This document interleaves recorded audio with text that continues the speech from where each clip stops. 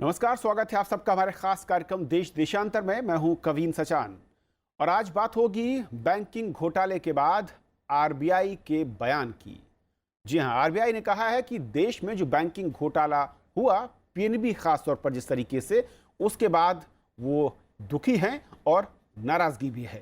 उन्होंने कहा कि कोई भी रेगुलेटर सभी तरह के बैंक घोटालों को रोकने में सक्षम नहीं हो सकता, लेकिन साथ ही उन्होंने ये भी कहा कि आरबीआई के पास सरकारी या निजी बैंकों के लिहाज से उनकी निगरानी को लेकर अलग अलग दिशा निर्देश हैं और इस लिहाज से उनके पास सीमित शक्तियां हैं। आरबीआई चाहती है कि उनके अधिकारों को बढ़ाया जाए और सीमित अधिकारों के साथ उनका यह कहना है कि वो बैंकिंग जो घोटाले हो रहे हैं उनको रोक पाना मुश्किल है। समझेंगे कि आरबीआई को सीमित जो अधिकार मिले हैं उसके मायने क्या हैं। सीमित अधिकारों से क्या ये कहा जाए कि बैंकों में होने वाले घोटाले या फ्रॉड को आरबीआई नहीं रोक सकती? नए अधिकार जिनकी डिमांड हो रही है, उसके बाद क्या स्थिति बदल सकती है और कैसे बदलेगी? हमारे साथ चार खास मेहमान। पूजा मेहरा हमारे साथ वरिष्ठ पत्रकार स्टूडियो में हैं। विपिन मलिक साहब हैं, पूर्व निदेशक सीबीआई से, आरबीआई से, माफ कीजिए। विपिन साहब, आपका स्वागत है। आर गोपालन, पूर्व सचिव वित्त मंत्रालय, हमारे साथ फोन लाइन पर हैं। आर्य मल्ला हैं, बैंकिंग एक्सपर्ट, हमारे साथ। आप चारों मेहमानों का हमारे साथ स्वागत है इस चर्चा में जुड़ने के लिए।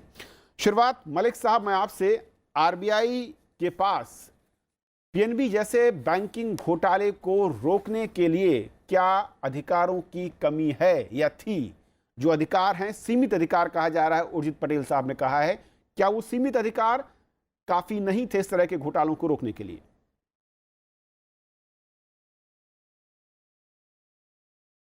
देखिए, जनरली एक एंगर एंड हर्ट पेन है आरबीआई में, क्योंकि बिजनेस कम्युनिटी ने जो लूट की है बैंकिंग सिस्टम में, उस पे इम्प्रेशन ये क्रिएट हो रहा है कि आरबीआई ने उसको रेगुलेट ठीक नहीं किया और आरबीआई एक यस मैन गवर्नमेंट का बन गया है। इस चीज़ को देखते हुए एक एंगर आया है रिजर्व बैंक के उनके गवर्नर में और बोर्ड में, जिसका रिस्पांस दिया। और दूसरा, मिस्टर अरुण जेटली जो हमारे फाइनेंस मिनिस्टर हैं, उन्होंने कुछ दिन पहले कहा था कि RBI regulator should interact with each other and auditors have failed in their duties. इन चीज़ों को देखते हुए ये एक अच्छा मौका था आरबीआई के गवर्नर को एड्रेस करने का। और उन्होंने 3, 4, 5, 6 चीज़ें कही, जिसमें कि उन्होंने ये कहा कि सबसे पहले कि ड्यूअल रिस्पॉन्सिबिलिटी है। एक तरफ से फाइनेंस मिनिस्ट्री हमें रेगुलेट करती है, बैंकिंग सेक्टर को रेगुलेट करती है, और दूसरी तरफ से रिजर्व बैंक रेगुलेट करता है। लेकिन जो नेशनलाइज्ड बैंक्स हैं, उनकी मैनेजमेंट को, उनके चेयरमैन को, उनके एमडीज को पता है कि अल्टीमेट अथॉरिटी जो है वो मिनिस्ट्री ऑफ फाइनेंस पे आती है, क्योंकि private sector, public sector bank जो हैं, नेशनलाइज्ड बैंक जो हैं, जो जिनकी ओनरशिप मेजॉरिटी गवर्नमेंट और मिनिस्ट्री के पास है, वो, और उनकी अपॉइंटिंग अथॉरिटी भी वही है, वही उनके रेगुलेटर समझ लीजिए या ओनर समझ लीजिए। तो वो आरबीआई की कम परवाह करते हैं और मिनिस्ट्री ऑफ फाइनेंस की ज़्यादा परवाह करते हैं। हालांकि बैंकिंग रेगुलेशन एक्ट और आरबीआई एक्ट के हिसाब से रिजर्व बैंक के पास अथॉरिटी होनी चाहिए। दूसरा, उन्होंने एक चीज़ ये भी एड्रेस की कि हमने प्रिवेंटिव करेक्टिव एक्शन में 11 बैंक डाले, और उनको प्रिवेंटिव करेक्शन एक्शन का मतलब ये है कि अवॉइड किया जाए कि ये 11 बैंक बस्ट होने से बच जाएं। लेकिन उसके बाद भी बैंकों के चेयरमैन प्रेस में स्टेटमेंट दे रहे हैं कि हमारा तो बिजनेस नॉर्मल है, हमें कुछ नहीं हुआ। ये एक, मतलब जब आपके पास एक रिजर्व बैंक ने इतना बड़ा एक्शन ले लिया और फिर भी चेयरमैन परवाह ना करे और ये कह दे कि कुछ भी नहीं हुआ, एक तो दूसरी चीज़ ये है। तीसरी चीज़ ये है कि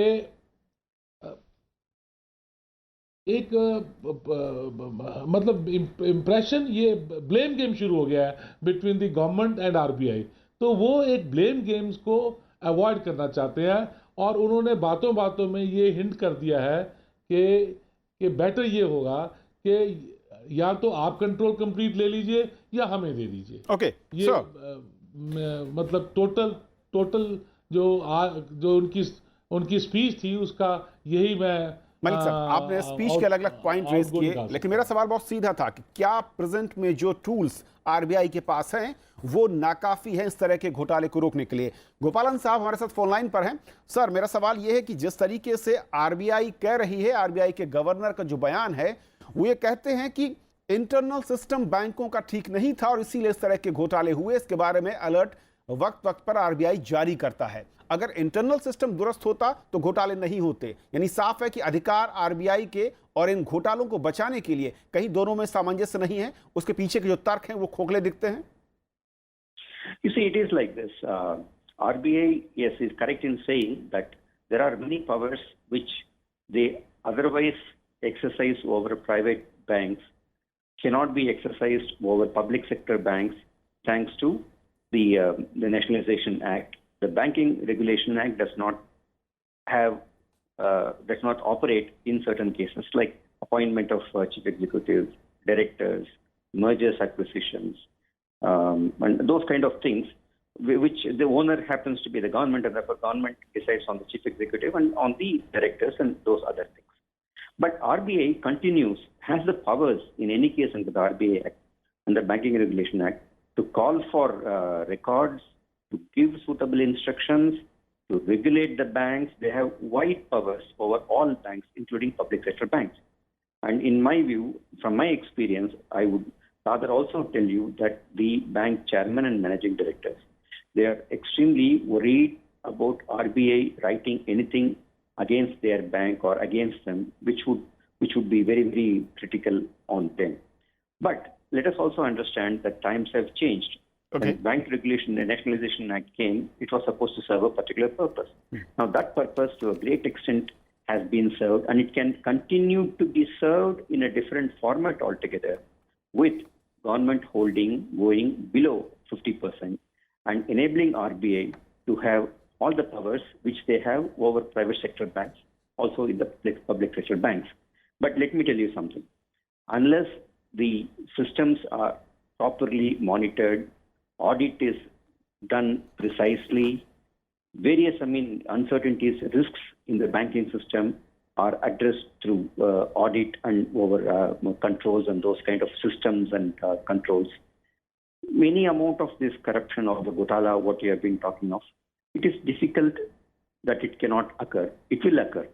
Maybe it will occur with less intensity than what it has occurred so far, but it is bound to occur.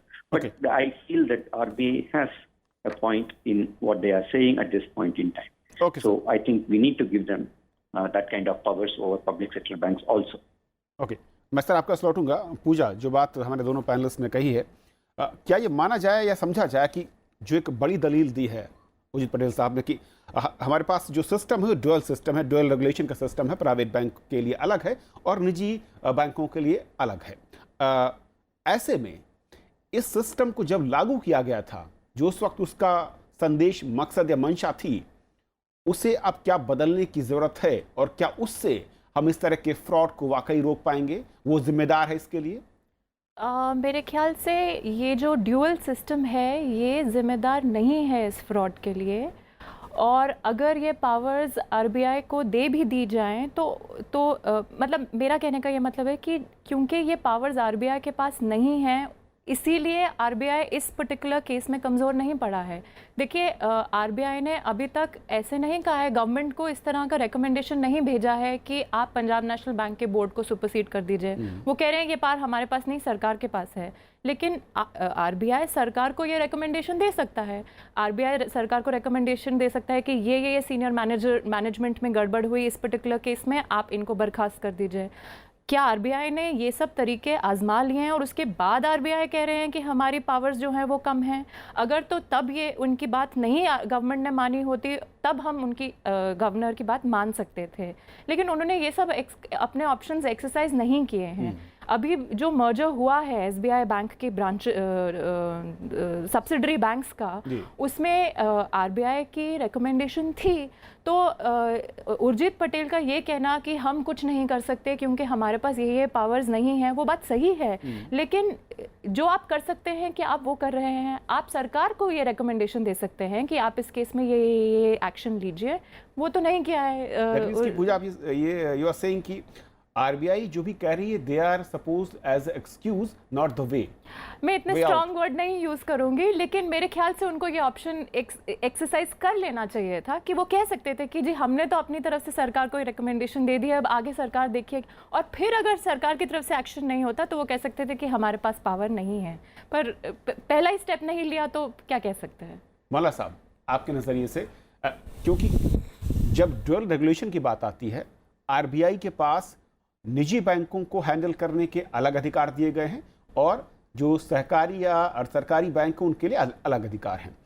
क्या वो अधिकार अगर बराबर कर दिए जाएं, जैसा कि अगर उर्जित पटेल साहब की बातों को समझा जाए, तो फिर इस तरह के फ्रॉड को रोकने में आरबीआई सक्षम है, या फिर जो फिलहाल टूल हैं वो ऐसे कौन से टूल थे जिसके जरिए अभी भी वो कदम आरबीआई उठा सकती थी?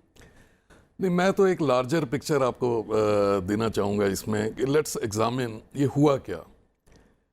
जब बैंक नेशनलाइज हुए थे, टोटल डिपॉजिट 4,000 करोड़ था और टोटल लोन्स 3,000 करोड़ थे और ब्रांचेस लगभग 1,000 के करीब थी।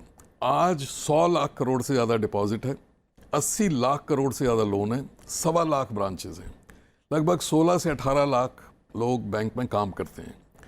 और पिछले कुछ अगर आप 20 साल में भी देखें तो फ्रॉड तो होते रहते हैं, 10 करोड़ 20 करोड़ 50 करोड़ इस तरह के। ये पहली बार एक ऐसी चीज़ हुई, एक बैंक की एक ब्रांच के अंदर गिनती के 2-4 आदमियों ने ये कर दिया। बहुत गुस्से वाली बात है, दुख वाली बात है, परेशानी वाली बात है। और मैं रिज़र्व बैंक के गवर्नर की इस बात का पूरा यकीन से कहता हूँ कि रिज़र्व बैंक इसमें ये नहीं पकड़ सकता और उनको इस बात के लिए ब्लेम भी नहीं किया जा सकता। ऑफ कोर्स जो ब्रांच थी और जो वहाँ पे इंटरनल ऑडिटर्स थे या कोई और सिस्टम था, एक छोटी सी बात थी कि एक सीवीसी की गाइडलाइन है कि एम्प्लॉयज़ को हर 2-3 साल में शिफ्ट कर देना चाहिए डेस्क से, कंपलसरी हफ्ते 10 दिन की लीव देनी चाहिए। ये जड़ी मामूली सी बात है, गलती हो गई, उस गलती का इतना बड़ा भुगतान हमें देना पड़ा। और जो ये शब्द आप यूज़ कर रहे हैं ड्यूल कंट्रोल, मेरे हिसाब से हिंदुस्तान में ड्यूल कंट्रोल नहीं है। रिजर्व बैंक पूरी तरह से सक्षम है बैंकों को कंट्रोल करने के लिए, चाहे वो एनपीए की हो या और कोई डायरेक्शन की हो। और पिछले कुछ सालों में रिजर्व बैंक ने काफ़ी हिम्मत से एक ट्रांसपेरेंसी बैंकों में लाई है, जिसकी वजह से सारे एनपीए और गवर्नमेंट इसमें कोई उनको रेस्ट्रिक्ट नहीं करती। कहते हैं अपने इस संबोधन में, जब उन्होंने जो गुजरात में दिया, उन्होंने कहा कि डायरेक्टर्स का रिमूवल है, रिप्लेसमेंट है, मैनेजमेंट का फोर्स मर्जर की बात है, या इनिशिएट करना लिक्विडेशन को लेकर, ये ऐसे पावर्स हैं जो कि वो सिर्फ निजी बैंकों पे ही लागू कर सकती है आरबीआई। जो सार्वजनिक बैंक है उसके जरिए अधिकार नहीं है। बिल्कुल ठीक, मैं उसका एक रीजन भी आपको देता हूं। जब बैंक नेशनलाइज हुए थे तो एक पार्लियामेंट के एक्ट के अंदर नेशनलाइज हुए थे, तो उसके अंदर उस एक्ट में कुछ पावर्स हैं जो कि सेंट्रल गवर्नमेंट को दी गई हैं। अब ऑब्वियसली अगर ये पावर रिजर्व बैंक को दे दी जाती है और रिजर्व बैंक अपने जजमेंट में सोचता कि मैं एक्स बैंक को एमलगमेट कर दूं या उसको बंद करवा दूं, तो ये पार्लियामेंट के अगेंस्ट हो जाता। ये एक इशू अच्छा रेज हुआ है, बट ये बड़ी एक्सट्रीम पावर्स हैं। और फॉर्चुनेटली जब से बैंक नेशनलाइज हुए हैं, पब्लिक सेक्टर में ऐसा मौका कभी नहीं देखा गया कि ये इशू रिजर्व बैंक के सामने आया। अब ये इशू आ गया है और ये एक ऑपरेशनल रिस्क का इशू था। बैंकों को, हर बैंक को एक हिदायत थी रिजर्व बैंक की तरफ से कि इसके लिए भी प्रोविजन करना चाहिए था, और मुझे यकीन है पीएनबी ने प्रोविजन किया होगा, बट इतना बड़ा प्रोविजन वो नहीं कर पाए। एक ये मैं ज़रूर कहूँगा कि एक इशू अब सामने आ गया है और हमारी भारत सरकार बड़ी अच्छी सोच वाली सरकार है, रिजर्व बैंक बड़ा इंटेलिजेंट ऑर्गेनाइजेशन है। ये इशू सामने आया है, इसको डिस्कस होना चाहिए और इसका कोई ना कोई सोल्यूशन, कंसेंसस निकलना चाहिए। गोपालन सर, जिस तरीके से जो बात आ रही कि बैंक नेशनलाइजेशन एक्ट 1980 या फिर acquisition and transfer undertaking act 1970, ये जब प्रावधान दिया गया उस वक्त कुछ गोल्स रहे होंगे जिसके जरिए आरबीआई के पास डुअल पावर का सिस्टम दिया गया, इनकी निजी बैंकों को और सरकारी बैंकों को एक साथ में रख के अलग अलग तरीके से टैकल करने का। क्या वो जो मंशा थी अब उसे बदलने की जरूरत है, जिसकी बात आरबीआई कर रहा है, उसे बदलने की जरूरत आप महसूस करते हैं और वो इफेक्टिव हो सकती है? You see, they have got to amend the act. It has got to have a lot of political will to amend this. Now, in my view, these banks have become very big. They are capable of taking care of themselves. Whatever government wants certain programs to be implemented, they can always have some kind of an understanding, a pact or some kind of a legal understanding with the RBA to enable these banks to carry out those activities, with losses, if there are any, being picked up by the government. But as far as regulation control over banking operation is concerned, it is necessary that a regulator has same control across all banking institutions in the country. Then it becomes uniform for them to carry out various things, various regulations they want to carry out. It becomes meaningful, they become effective. Now, the question that will then arise is that are we prepared at this point in time to go ahead with this? This calls for great amount of political will. Okay. And I'm not sure whether the entire set of politicians today are amenable to this kind of a thinking at this point in time. Okay. But I would rather feel that apart from the fact that, strengthening inspection, strengthening technology, strengthening managerial capability, having powers, having the system to transfer people so that they are not holding on to one post for years to develop vested interest in those particular positions. But sir, all these things can be done. But sir, even after this, my feeling is that for our banks to grow very strongly, this is a step in the, what I am suggesting is a step in the right direction. But it calls for a lot of political will. but sir, मेरा concern ये भी था कि क्या private बैंकों को जो निगरानी का अधिकार या उसको टैकल करने के राइट्स, लीगल राइट्स आरबीआई के पास हैं, वो ये बताता है कि प्राइवेट सेक्टर पूरी तरीके से सेफ है बैंकिंग का और वहां पर फ्रॉड की गुंजाइश नहीं है, वो फुल प्रूफ है? Well, you see, there is a, if you see, the people who have been in the banking system will know how the banks, public sector banks function and how the private sector banks function. There is certain activities which the public sector banks do. They derive powers from the Banking Nationalization Undertakings Act, and therefore it is possible that RBI may also not be forcefully implementing or forcefully requesting or forcing the banks to do certain things. So there is some amount of hesitation even on the part of RBI to carry out some such things. Okay. I have a feeling that regulation must be ownership neutral, which RBI has been saying, because whether it is a private sector bank or a public sector bank, regulations have to be neutral, and to that extent, whatever legally steps are required to be taken, they have got to be taken. Okay sir. Vipin साहब, लेकिन जो बातें कही जा रही, जो सुझाव आ रहे हैं, उस पर एक बात और भी अहम है जो उर्जित पटेल साहब ने कहा कि रेगुलेटर सभी बैंकों के घोटालों को पकड़ नहीं सकते, रोक नहीं सकते। आरबीआई जैसा सुपर रेगुलेटर जिसे मैं कह रहा हूं, अगर वो तमाम ताकत, शक्तियों और सीमित या फिर असीमित पावर्स की बात मैं करूं, उसके बाद भी अगर वो रोकने की गारंटी नहीं देता है, तो फिर ऐसे सीमित या फिर असीमित जो पावर्स हैं उसका मतलब क्या रह जाता है?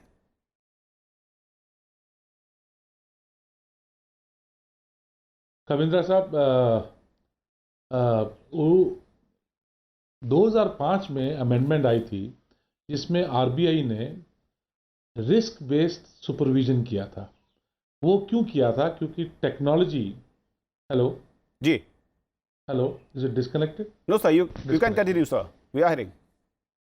हेलो सर, हाँ, आपकी आवाज हाँ, आ रही, बताएं। हाँ, रिस्क बेस्ड सुपरविजन शुरू किया जिससे कि, हाँ, आ गई आवाज। रिस्क बेस्ड सुपरविजन किया। वो क्यों किया? क्योंकि टेक्नोलॉजी इंट्रोड्यूस होगी सारी बैंकों में। बैंकों ने फिनकल या डिफरेंट डिफरेंट सॉफ्टवेयर लिए। अब यहाँ फेलियर क्या हुआ है, इसको एड्रेस करिए।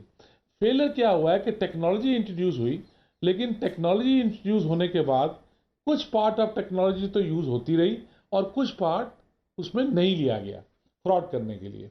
आरबीआई ने क्योंकि रिस्क बेस्ड सुपरविजन किया था, ब्रांच इंस्पेक्शन जो पहले होती थी वो बंद कर दी थी, जिसकी वजह से ये फ्रॉड आरबीआई नहीं पकड़ सका।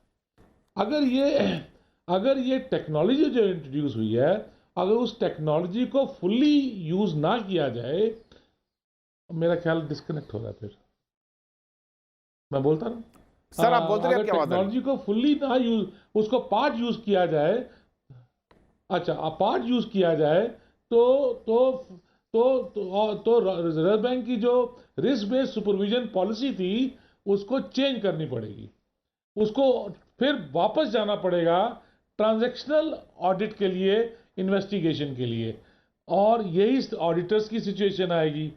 दूसरा जो बैंकों ने शुरू किया था, जो कि बड़ी दुखद है, कि रिटायर्ड ऑफिसर्स को इंस्पेक्टर बना दिया। जो बैंकों से रिटायर हुए लोग, उन्हीं को इंस्पेक्टर बना दिया। वो इंस्पेक्टर क्योंकि पॉल होते थे बैंक के ऑफिशियल्स के साथ, वो लेथार्जिक वे में इंस्पेक्शन करते रहे, जिसका रिजल्ट पीएनबी की ये इन्वेस्टिगेशन मलिक बता साहब, रही लेकिन है। मेरा सीधा सवाल, पीएनबी क्या का ये फ्रॉड बता रहा क्या है। अगर ये फ्लॉस थे या फिर यहाँ पर संशय था, संदेह था, तो इसको रोकने की जिम्मेदारी या रेगुलेटर की नहीं है? आरबीआई के पास क्या ये भी पावर नहीं कि इसको रेगुलेट कर सकता था?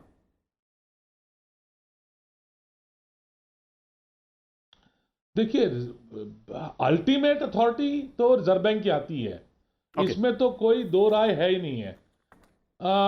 चाहे आप उसको, क्योंकि बैंकिंग सुपरविजन बोर्ड है जिसपे हर चीज जाती है, तो ये कहना कि रिजर्व बैंक की इसमें जिम्मेवारी नहीं है, इसको तो मैं मानूंगा नहीं। चलिए, मैं सर, वक्त खत्म हो रहा है। मैं लेकिन आपका उसके पॉइंट साथ साथ आपका पॉइंट जो है हमने लिया, कारण उसको भी मैं उसको और थोड़ा सा आगे ले जाते हुए चर्चा को आगे बढ़ाऊंगा।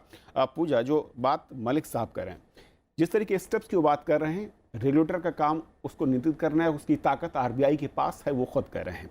अब सवाल ये कि एक बड़ा जो इसमें पूरा का पूरा उर्जित पटेल साहब इशारा कर रहे हैं, सरकारी बैंकों में इंडिपेंडेंट डायरेक्टर्स या फिर जो नॉमिनेटेड डायरेक्टर्स हैं, उनका रोल, उनका सिस्टम में दखल, क्या ये बड़ा रोग है? और इसको टैकल करने के लिए आरबीआई के पास पावर्स नहीं है। जी, वो ये कहना चाह रहे हैं, और ये बात में वो काफ़ी हद तक सही तरफ इशारा कर रहे हैं, क्योंकि देखिए, मैं इसको एक बड़े रोज़मर्रा के एग्जाम्पल में अगर ट्रांसलेट करूं, तो एक मकान है, उसका मालिक है, उस मकान के मालिक ने जो अपने घर में चौकीदार और दरवाजे बंद रखने वाले लोग रखे हैं, उनको खुद नियुक्त किया है, और पुलिस सुबह शाम चक्कर लगाती है।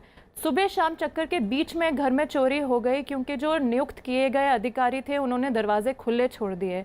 तो अब जो पुलिस है उसको तो नहीं आप कह सकते हैं, पुलिस तो कहेगी कि भाई आपने क्यों ऐसे अधिकारी रखे जिन्होंने दरवाजे खुले रखे, हम आपको बार बार कह रहे थे कि आप ऐसे अधिकारी रखिए जो दरवाजे बंद रखें। तो कुछ इस तरह का उर्जित पटेल कहना चाह रहे हैं कि आप सिलेक्ट कर रहे हैं। दूसरी बात, उर्जित पटेल का जिस तरह उन्होंने कल बोला, इसलिए भी समझ में आता है कि आपको शायद मालूम होगा कि जुलाई 2017 से जो डिप्टी गवर्नर होते हैं आरबीआई के अंदर, जो कि बैंक सुपरविजन देखते हैं, वो पोस्ट खाली पड़ी हुई है। उस पोस्ट के लिए सिलेक्शन प्रोसेस जारी था। दिसंबर में वो प्रोसेस शुरू से दोबारा चालू किया गया। ये जो प्रोसेस है ये सरकार में होता है। तो उनकी जो किस हद तक जो उनकी फ्रस्ट्रेशन है वो हम समझ सकते हैं कि इतने सारे कंट्रोल्स अगर सरकार के पास हैं तो आखिर वो क्या कर सकते हैं। इस वजह से वो ये सब कुछ कह रहे हैं। लेकिन मेरा कहना ये है कि अगर उनको लग रहा है कि किसी पर्टिकुलर केस में उनकी कोई रिकमेंडेशन है कि पीएनबी बैंक के बोर्ड को सस्पेंड कर देना चाहिए या पीएनबी का बैंकिंग लाइसेंस रद्द कर देना चाहिए, जो कि अगर पीएनबी एक प्राइवेट सेक्टर बैंक होता तो वो पावर्स उर्जित पटेल के पास थी। तो अगर उनको लग रहा है कि ये पावर ना होने की वजह से वो इसको ठीक नहीं कर पा रहे हैं, तो वो इस पर्टिकुलर केस में रेकमेंड कर सकते हैं। सरकार पार्लियामेंट में इसको रख सकती है और जो पार्लियामेंट के एक्ट हैं उसके अंतर्गत ये किया जा सकता है। मल्ला साहब, एक आखिरी कमेंट आपका। अधिकार सीमित हैं, हमने सुना, उसके पीछे के तर्क भी सुने। अधिकार और मांगने की बात, क्या वाकई आपको लगता है कि ज़्यादा अधिकारों को आरबीआई की ज़रूरत है और ज़्यादा अधिकारों के बाद ये ज़्यादा फुल प्रूफ बैंकिंग सिस्टम को इम्प्लीमेंट कर सकता है? मैं तो ये कहूँगा कि ये जो रेगुलेशन, सेंट्रल बैंकिंग और बैंकिंग नेशनलाइजेशन के बाद भी 60 साल होने को आ गए हैं और हमारे देश में बैंकिंग भी बढ़ी है। We have a excellent central bank of the country, जो पूरी दुनिया में 2007-8 के अंदर लिक्विडिटी सॉल्वेंसी का इशू आया था, हमारे सेंट्रल बैंक ने बहुत अच्छा काम किया।